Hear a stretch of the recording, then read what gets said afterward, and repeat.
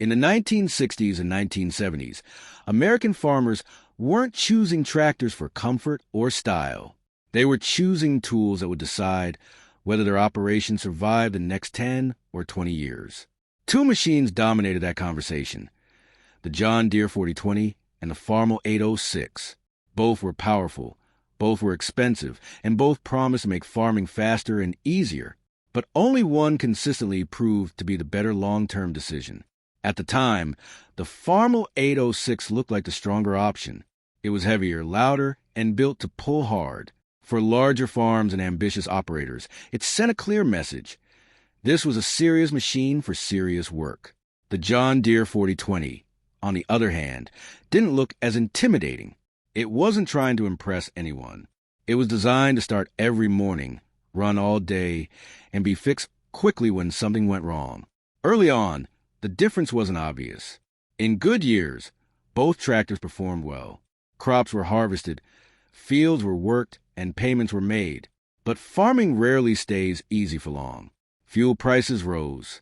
Interest rates climbed. Repairs became unavoidable. When pressure increased, farmers began to notice which machine kept working and which one demanded more time, money, and attention. The 4020 earned a reputation for reliability and simplicity. It tolerated abuse, missed maintenance, and long hours without constant breakdowns. The 806 required more care, and when problems appeared, repairs were often more expensive and more complex. Over time, that difference mattered more than horsepower or appearance. This comparison isn't about which tractor looked better on the lot. It's about which one stayed in the field year after year. Decades later, many John Deere 4020s are still working on family farms, while countless Farmall 800SXs were sold, parked, or lost during hard times. That outcome was an accident. It was a result of practical design meeting real-world farming conditions. Before we go deeper into this comparison, understand one thing. This is not a nostalgia piece, and it's not brand worship. This is a practical look at how real machines performed in real farms, under real pressure. The John Deere 4020 and the Farmall 806 weren't weekend tractors. They worked long days, rough fields, and unforgiving seasons. What mattered wasn't what the brochure promised, but what happened after thousands of hours in the dirt. Farmers didn't have the luxury of experimenting. A wrong decision followed them for years. Payments didn't care about brand loyalty, and breakdowns never waited for a convenient moment. When planting or harvest time arrived, the tractor either worked or it didn't. And when it didn't, the cost was more than money. It was lost time, lost yield, and sometimes the beginning of the end for a family operation. In this video, we're going to look at how these two tractors behaved where it actually mattered: in the field, in the shop, and over decades of use. We'll talk about reliability, maintenance, operating costs, and how each machine fit into the daily reality of American farms from the 1960s through the 1980s. No exaggerated claims. No technical overload. Just what farmers experience year after year. If you're interested in old farm machinery, real agricultural history, and the kind of lessons that still apply today, make sure you're subscribed to the channel Old Farm Tales. These stories aren't just about tractors. They're about decisions that lasted longer than trends.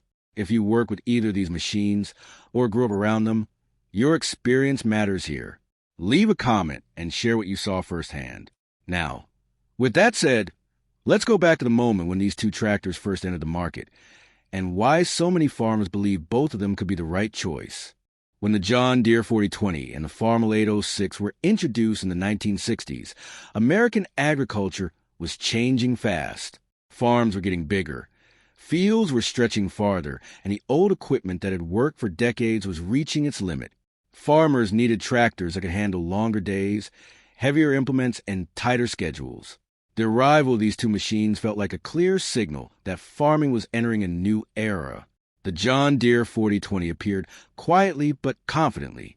It didn't arrive with flashy claims or dramatic styling changes. What caught attention was how modern it felt compared to what farmers were used to. The controls were smoother, the ride was more comfortable, and the tractor felt balanced in a way that made long days more manageable. Dealers talked about reliability, about ease of use, about a machine designed to work consistently rather than impress at first glance. For many farmers, it felt like a natural evolution rather than a radical jump. The Farmall 806 arrived with a different presence. It looked strong, sounded strong, and felt like a tractor built for serious expansion. It was heavier, more aggressive in appearance, and clearly aimed at farmers who were pushing their operations forward. Walking into a dealership and seeing an 806 parked out front made a statement. This was not a small farm machine. It represented growth, ambition, and the belief that bigger and stronger were the future of farming. At the time, optimism was everywhere. Crop prices were solid, land values were rising, and credit was relatively easy to access. Farmers gathered at dealerships, county fairs, and neighbors' yards, comparing notes and walking around these new machines with a mix of excitement and caution.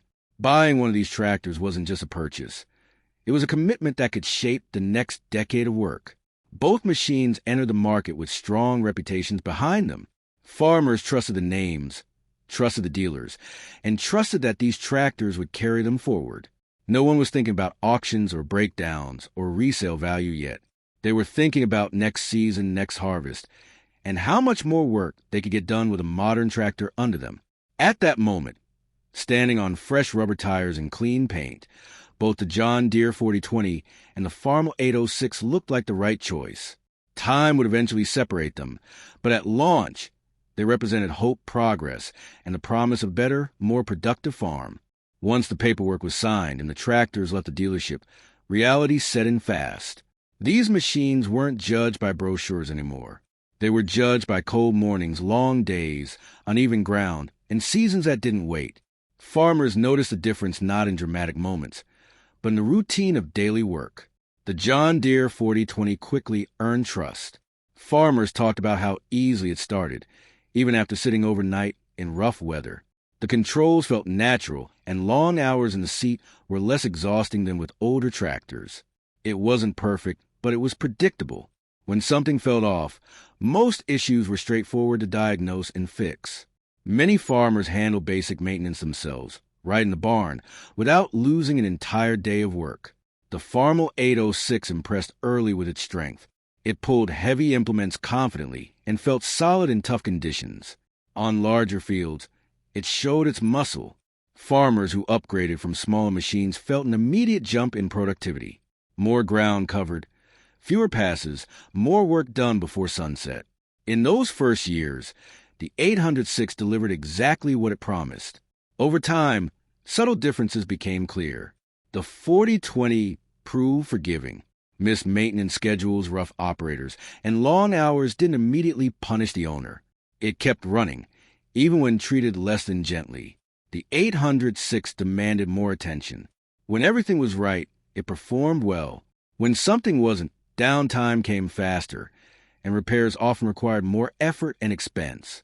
Farmers didn't frame this as a debate. They talked about it over fences, at feed stores, and during harvest breaks. Comments were simple. One tractor just kept going. The other was strong but picky. Those observations mattered. Every hour in the shop was an hour not in the field. Every repair bill was a reminder that productivity wasn't only about power.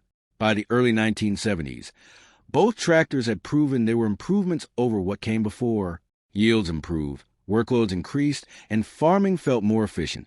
But beneath that progress, farmers were quietly learning which machine fit their reality better, not based on reputation, but based on how it behaved when the work piled up and the margin for error disappeared. Before we move on, quick note for those of you who really appreciate the John Deere 4020. Over the years, a lot of people have asked for a single place that tells its full story, where it came from, why it worked so well, the real specifications, and how it changed farming at the time. So I put together a short ebook focused entirely on the 4020. No fluff, just history, technical details, and why this tractor became what it is today. If the 4020 means something to you, if you grew up around one, worked on one, or just respect what it represents, you'll probably enjoy it. It's linked in the first link in the description and in the pinned comment. It's only $9, and it helps support the channel and keep these stories going. Totally optional, but it's there for those who want to go deeper. You're going to love that. Well, all right, let's continue. By the mid to late 1970s, The conversation around these tractors began to change. At first, the differences were easy to ignore. Both machines still worked. Fields were still being planted and harvested, and most farmers were focused on expanding and keeping up with demand. But small issues started to appear, and over time, those issues added up. Owners of the John Deere 4020 noticed how rarely the tractor demanded attention. Routine maintenance was simple and familiar. When something broke, parts were easy to find and repairs were usually straightforward. Many farmers kept the tractor running with basic tools and a few hours in the shop. Downtime was measured in afternoons, not days. That reliability quietly reduced stress during busy seasons. The Farmall 806 told a different story. As hours accumulated, repairs became more frequent and more involved.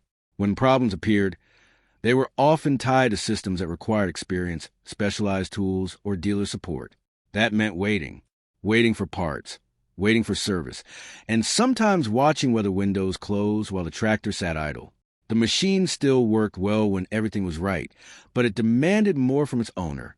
Fuel costs also became more noticeable. As prices rose, farmers paid closer attention to efficiency. Small differences in consumption started to affect operating costs, especially for those running long hours. The 4020 proved easier to live with in that regard. The 806, while powerful, required more input to deliver its performance. These weren't dramatic failures. They were quiet frustrations. A missed day here, an unexpected bill there. But farming margins are thin and consistency matters. Farmers began adjusting their behavior. Some reserved the 806 for specific heavy jobs, relying on other equipment for daily work. The 4020, meanwhile, stayed in constant rotation, handling a wide range of tasks without complaint. By this point, farmers didn't talk about brand pride as much. They talked about time, money, and reliability. The early signs were clear to those paying attention. One tractor fit into the rhythm of farm life with minimal disruption. The other required planning around it. And in an industry where timing is everything, that difference was impossible to ignore. By the time the 1980s arrived, farmers no longer argued about brochures or first impressions. The question had narrowed to something far more practical.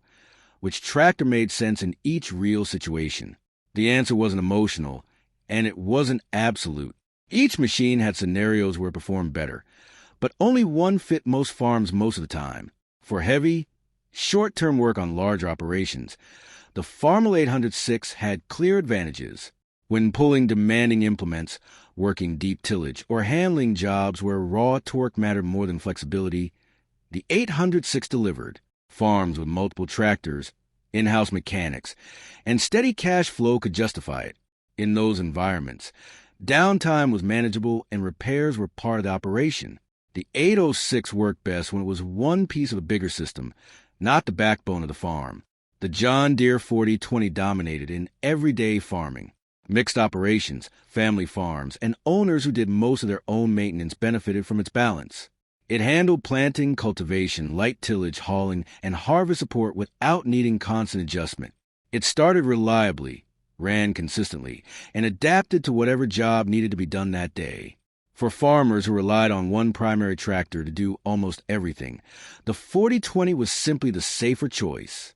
When the agricultural crisis hit in the early 1980s, these differences became impossible to ignore. Credit tightened, interest rates climbed, and margins disappeared. Farms that needed machines demanding less cash and less downtime had a better chance of surviving. The 4020 fit that reality. It stayed working, stayed valuable, and stayed on farms that couldn't afford surprises.